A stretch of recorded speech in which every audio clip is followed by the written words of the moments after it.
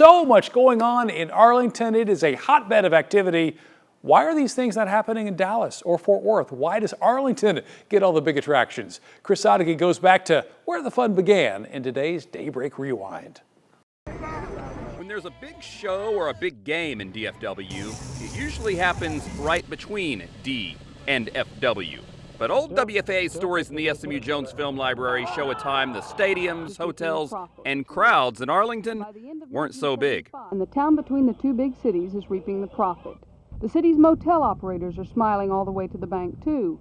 Because Arlington found out during the tough times of the 70s that everyone still needs entertainment. If they have to take an unemployment check, they're not going to interrupt their vacation plans. Tourism brings in at least $100 million a year to Arlington. And that number is now more than $1.4 billion, according to a 2017 study, proving the people back then were right, but also wrong.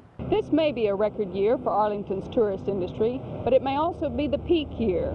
Tourist Bureau officials say the city may have reached its saturation point on the number of attractions it can crowd in here. A couple of billion-dollar stadiums say otherwise. Of course, everything is more expensive these days. Terrace seats are $2 for adults, $1.50 for kids 13 and under. A trip to Old Arlington Stadium costs less than a soda does in today's park, but when the Rangers eclipsed the 1 million fans mark for the first time in 1975, they decided to give back.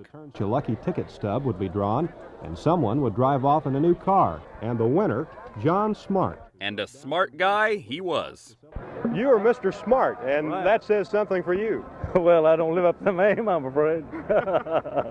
The Rangers now average more than 2 million fans a year, none as genius as Mr. Smart. Congratulations. What are you going to do with this thing? Well, I don't know. I'm going to drive it. In Arlington, I'm Chris Sadeghi.